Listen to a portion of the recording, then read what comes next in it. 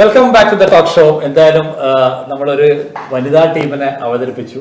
Malayali premier ലീഗിന്റെ വനിതാ team ഇപ്പോൾ വന്നിട്ട് കിടിലൻ പെർഫോമൻസോട് കൂടി അവർ പോയി. ഇപ്പോൾ വന്നിരിക്കുന്നത് ക്രിക്കറ്റ് ജ്വരമായി മാറിയിരിക്കുന്ന ഈ ഒരു അവസ്ഥയിൽ എല്ലായിടത്തും നോക്കിയാലും ക്രിക്കറ്റാണ്. ക്രിക്കറ്റ് എവറി സിംഗിൾ പ്ലേസ് നോക്കിയാലും ക്രിക്കറ്റാണ്.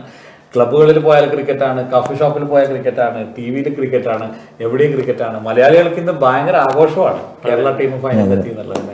അപ്പോൾ കഴിഞ്ഞ പ്രാവശ്യം, അതായത് season 8 of Malayali premier league, ഈ മലയാളി പ്രീമിയർ ലീഗിന്റെ സീസൺ 8 ചാമ്പ്യന്മാരായ CSS ഗ്രൂപ്പിന്റെ അമരക്കാരും പിന്നെ നമ്മളോടൊപ്പം ഉള്ളത് ഇതിന്റെ കാരണവരായ the man behind the whole seasons, the whole cricket of Malayali premier league, Shinoy welcome to the show. അതുപോലെ CSSന്റെ ക്യാപ്റ്റൻ മാനേജറാണ്, പിന്നെ രാധു അതിന്റെ coordinator or all in all ആണ്. ഓക്കെ, അപ്പോൾ 3 പേരാണ് എന്നോടൊപ്പം ഉള്ളത്. So let's start with Radhu. How do you really, എന്താണ് ഇപ്പോൾ തോന്നുന്നത്? ഈ ഒരു CSSൽ കപ്പ് അടിച്ചു മലയാളി പ്രീമിയർ ലീഗിൽ. വർഷങ്ങളായിട്ട് ഷിനോയുടെ കൂടെ തന്നെ ഈ ക്രിക്കറ്റിൻ്റെ ഒരു സൈഡായിട്ട് ഇങ്ങനെ പോകുന്ന ഒരാളാണ്. എന്താണ് പറയാനുള്ളത് ഈ ഒരു വിജയത്തെക്കുറിച്ച്? വിജയം ഗംഭീരമാണ്. കാരണം ഇത് തുടർച്ചയാണ് ഞങ്ങൾക്ക് ഈ വിജയം. 7ലും ഞങ്ങളാണ് വിജയിച്ചത്, 8ലും ഞങ്ങളാണ് വിജയിച്ചത്. പക്ഷെ അതിലേക്ക് പോണതിന് മുമ്പ് 7ഉം 8ഉം ഞാൻ പറഞ്ഞ കാരണം 1ഉം 2ഉം 3ഉം പറയണം. 3 ഒരു പ്രതീക്ഷയാണ്, 1ഉം 2ഉം സംഭവിച്ചു കഴിഞ്ഞിരിക്കുന്നു. കേരള രഞ്ജി ടീമിന്റെ വിജയം ക്വാർട്ടർ ഫൈനലിൽ 1 റണ്ണിനാണ്, സെമിയിൽ 2 റണ്ണിനാണ്, ഫൈനലിൽ 3 റണ്ണിന് ജയിക്കും. അപ്പൊ മലയാളികൾ എല്ലാവരും തന്നെ എക് ദോ തീൻ എന്ന പാട്ട് വീണ്ടും പാടും. ഇതെല്ലാം മത്സരമായിരുന്നു. ഇന്നത്തെ മാച്ച് ഒരു ശരിക്കും പറഞ്ഞാല് ഭയങ്കര ത്രില്ലിംഗ് ആയിരുന്നു. ഞാൻ ടീമും ക്രിക്കറ്റിനെയും കുറിച്ച് സംസാരിക്കാൻ അജിത്ത് ഉണ്ട്. അജിത്ത് ടീമിനെ മാനേജ് ചെയ്യുന്ന. ഞാൻ രാധു എല്ലാ കാര്യത്തിലും, ഏത് സ്റ്റേജിലും, ഏത് പരിപാടിയിലും തുടക്കം രാധുവിൽ നിന്നാണ്. അങ്ങനെയാണല്ലോ അതിന്റെ ശീലം. ആ ശീലം ഞാൻ കളയുന്നില്ല. തൃശ്ശൂർ പൂരത്തിൽ പോലും കമന്ററി ലൈവായിട്ട് പറഞ്ഞ ഒരാളാണ് Radhu. And one of my good friends. World cup commentary ചെയ്ത ആളാണ് അജിത് മേനനാണ് CS. അതെ, അല്ല ബേസിക്കലി ഇപ്പോൾ CSS ഗ്രൂപ്പ് ഇവിടെ കളിച്ചുകൊണ്ടിരിക്കുന്നത്. TS കലാധരൻ നല്ല സ്പോർട്സിനോട് എനിക്ക് തോന്നുന്നു KPL മുതൽ അങ്ങ് വർഷങ്ങൾക്ക് മുമ്പ് KPL മുതൽ എന്നുള്ളതല്ല. ഞങ്ങള് CSS ഗ്രൂപ്പ് ഞങ്ങളുടെ 30ാമത്തെ വർഷം ആഘോഷിക്കുകയാണ് ഈ വർഷം. അപ്പോൾ it's 30th year of excellence in the logistics industry. അതാണ് ഞങ്ങളുടെ ഈ വർഷത്തെ ആഘോഷം. അപ്പോൾ ആ 30ാമത്തെ വർഷം ഈ ഒരു ട്രോഫി കിട്ടിയത് വലിയ സന്തോഷമുണ്ട്.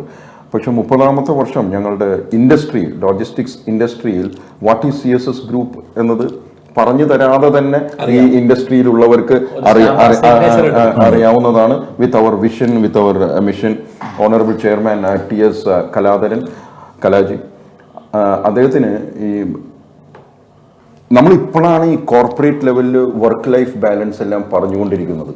പക്ഷെ 30 വർഷവുമായിട്ടും തൻ്റെ സ്ഥാപനത്തിൽ വർക്ക് ലൈഫ് ബാലൻസ് കൊണ്ടു നടക്കുന്ന ഒരു വ്യക്തിയാണ് TS കലാധരൻ എന്ന ചെയർമാൻ. ക്രിക്കറ്റിലേക്ക് വരുമ്പോൾ അജിത്ത്, എന്തായിരുന്നു ഈ ഒരു വിജയത്തിന്റെ ഫോർമുല? ഞങ്ങൾ പ്രൊഫഷണലായിട്ട് കളിക്കുന്ന ടീം തന്നെയാണ്. ബേസിക്കലി A ഡിവിഷൻ കളിക്കുന്നതാണ് ദുബായിൽ.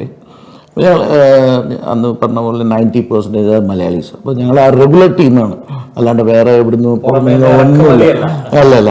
And those are all employees. എല്ലാവരും എംപ്ലോയീസും കൂടിയാണ്. കളിയല്ല ജോലി, ജോലിയാണ് കളി.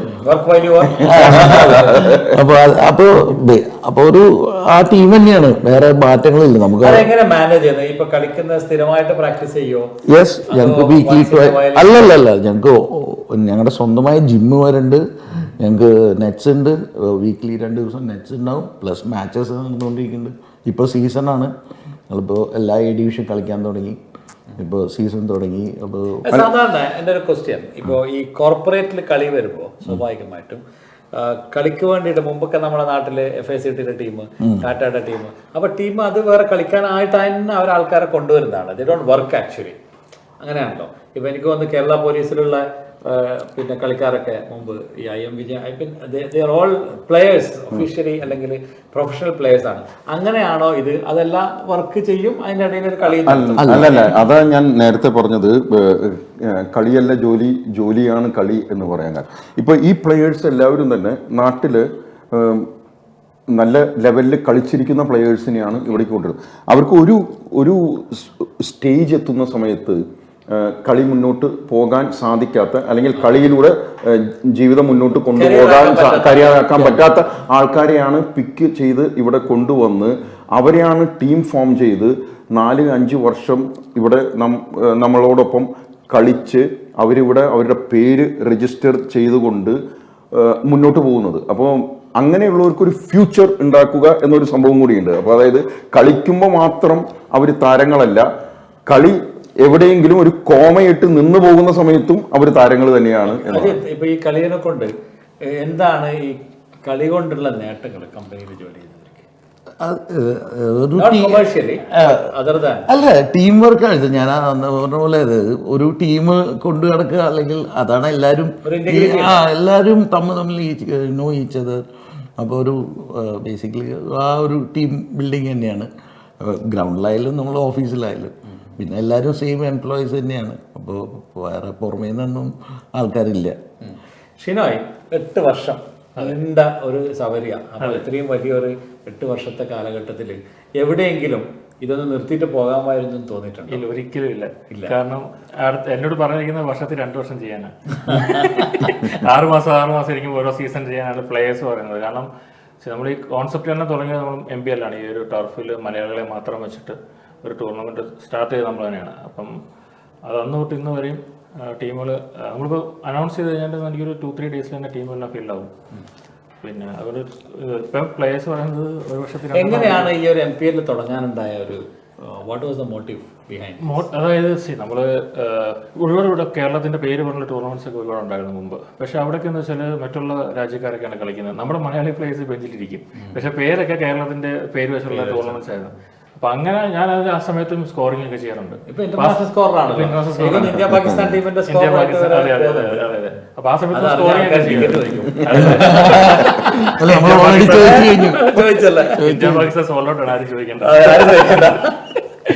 അപ്പൊ ആ സമയത്ത് ഇങ്ങനെ അവിടെ ഇരുന്നുകൊണ്ട് നമ്മൾ പലരുമായിട്ട് സംസാരിക്കുമ്പോൾ നമുക്ക് മലയാളികൾക്ക് മാത്രമായിട്ട് ഒരു ടൂർണമെന്റ്, പക്ഷെ ആർക്കും അതിനൊരു ഇനിഷ്യേറ്റീവ് എടുക്കാനായിട്ടൊരു ധൈര്യമില്ല. കാരണം മലയാളികളെ മാത്രം വെച്ചാൽ സക്സസ് ആവില്ലയോ. പക്ഷെ ഞാൻ ആ ഒരു ധൈര്യത്തിന് ആ ഒരു റിസ്ക് എടുത്തു. പക്ഷെ അത് കറക്റ്റ് സ്റ്റെപ്പ്, അത് കറക്റ്റ് ആയിരുന്നു. ടീമുകളെല്ലാം വന്നു.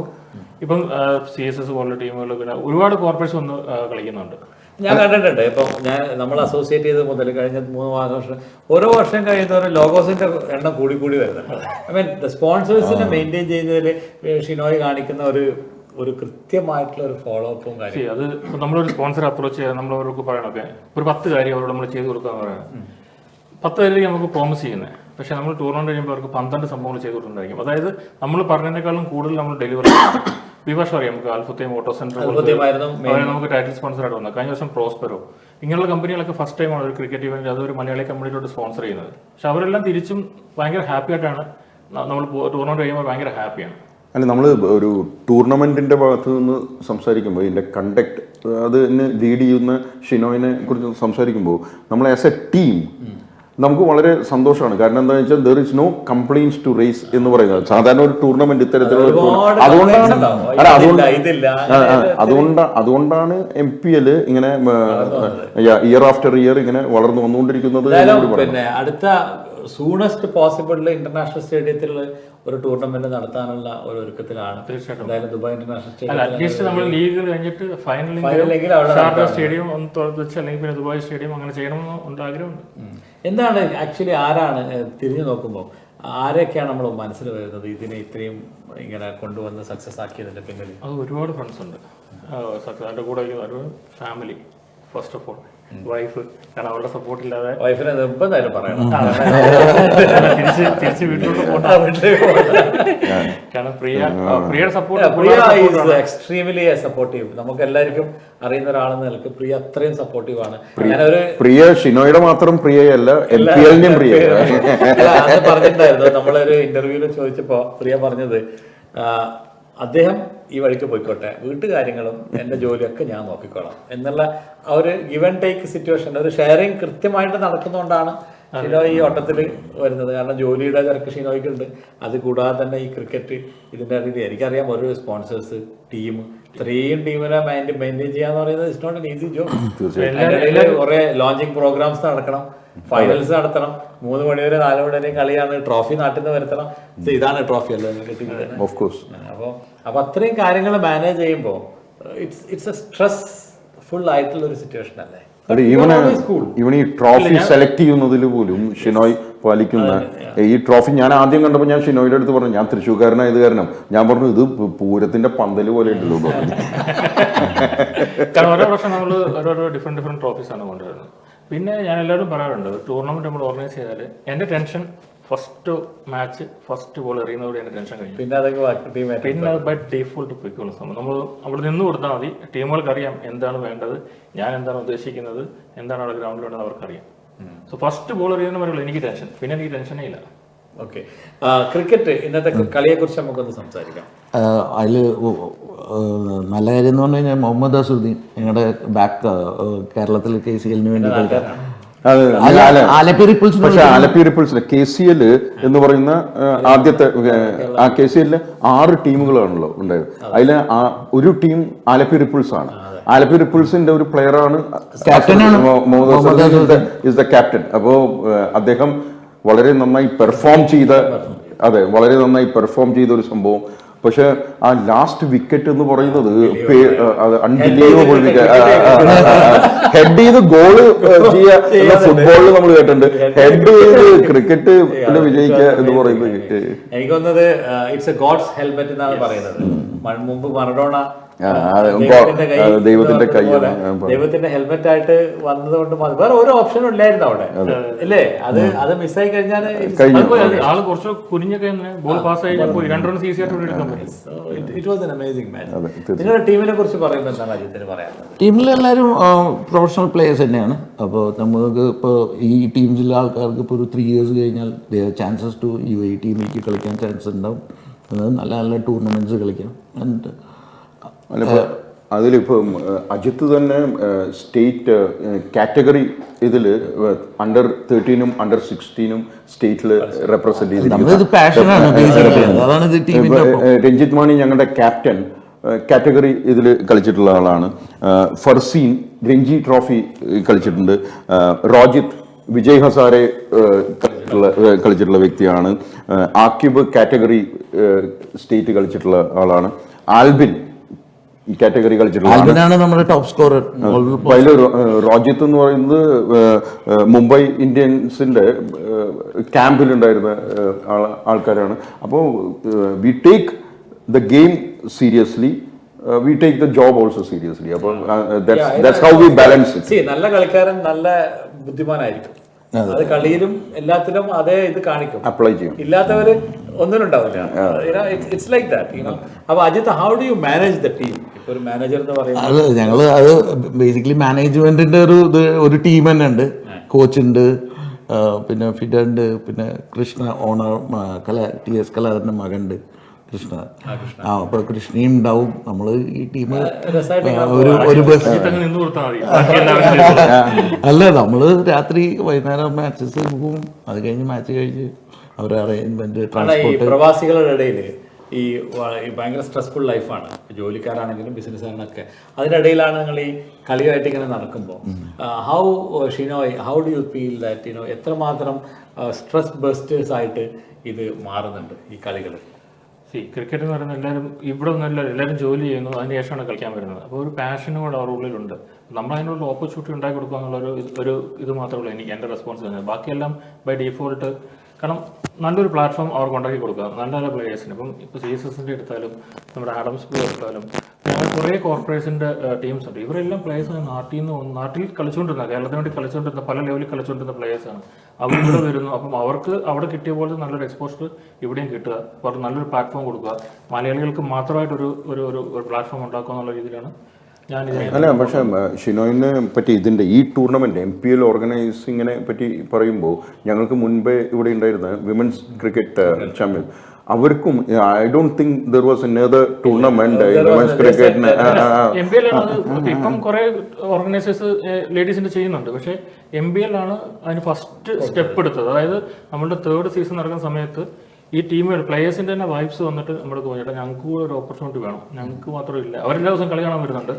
അങ്ങനെയാണ് നമ്മൾ അവരോട് പറഞ്ഞു ഓക്കെ നിങ്ങളൊരു ടീം ഫോം ചെയ്യാമെങ്കിൽ ഞാൻ ഒരു ടീം ഫോം ചെയ്യാം, അങ്ങനെ പറഞ്ഞിട്ടാണ് നമ്മൾ ഫസ്റ്റ് സീസൺ സ്റ്റാർട്ട് ചെയ്യുന്നത്. അതിപ്പം എല്ലാവരും ഫോളോ ചെയ്യുന്നുണ്ട്. നമ്മുടെ ഷോ ക്ലോസ് ചെയ്യാൻ സമയമായി.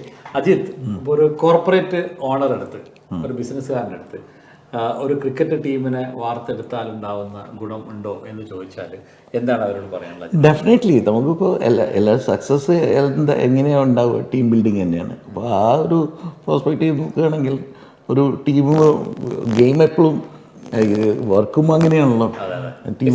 അതെ അതെ, അപ്പോൾ അത് തീർച്ചയായിട്ടും ഒരു ബോണ്ടിങ് ഉണ്ടാവും എല്ലാവരും കൂടിയിട്ട് നമ്മളെല്ലാ